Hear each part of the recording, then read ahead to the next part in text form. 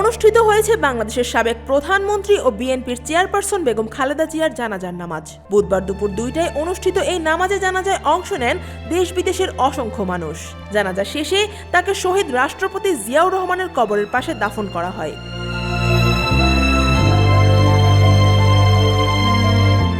খালেদা জিয়ার জানাজাকে কেন্দ্র করে রাজধানী ঢাকায় উপস্থিত হন দক্ষিণ এশিয়ার একাধিক দেশের উচ্চ পর্যায়ের প্রতিনিধিরা।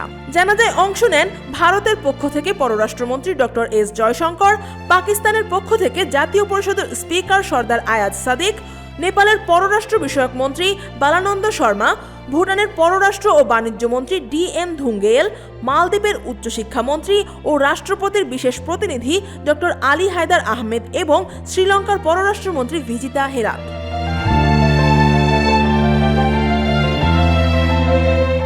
এছাড়া দক্ষিণ এশিয়ার অন্যান্য দেশের কূটনীতিক ও ঢাকায় কর্মরত বিভিন্ন দেশের রাষ্ট্রদূতরাও সাবেক এই প্রধানমন্ত্রীর প্রতি শেষ শ্রদ্ধা জানান। জাতীয় সংসদের দক্ষিণ প্লাজায় দুপুরের দিকে জানাজার আনুষ্ঠানিকতা শুরু হয়। নির্ধারিত সময়ে বায়তুল মোকাররম জাতীয় মসজিদের খতিব জানাজার নামাজ পরিচালনা করেন।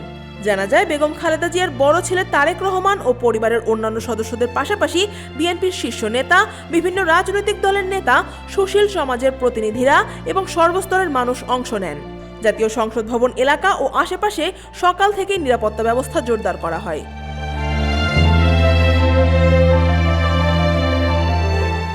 দেশের প্রথম নারী প্রধানমন্ত্রী হিসেবে দায়িত্ব পালন করা বেগম খালেদা জিয়ার মৃত্যুতে জাতীয় পর্যায়ে শোকের আবহ তৈরি হয়। জানাজার আগে তার প্রতি শ্রদ্ধা জানান বিভিন্ন দেশের প্রতিনিধি, রাজনৈতিক দল ও সংগঠনের নেতারা। রাষ্ট্রীয় মর্যাদায় জানাজা শেষে খালেদা জিয়ার মরদেহ নিয়ে যাওয়া হয় শহীদ রাষ্ট্রপতি জিয়াউর রহমানের কবরস্থানে। সেখানে ছিলেন তারেক রহমান সহ পরিবারের অন্যান্য সদস্য ও দলীয় নেতাদের উপস্থিতিতে তাকে দাফন করা হয়। দাফনকালে বিশেষ মোনাজাতে দেশ, জাতি ও প্রয়াত নেত্রীর আত্মার মাগফিরাত কামনা করা হয়।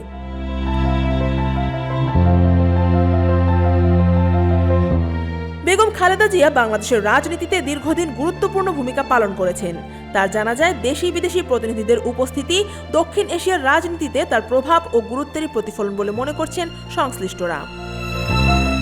News desk, Dhaka watch.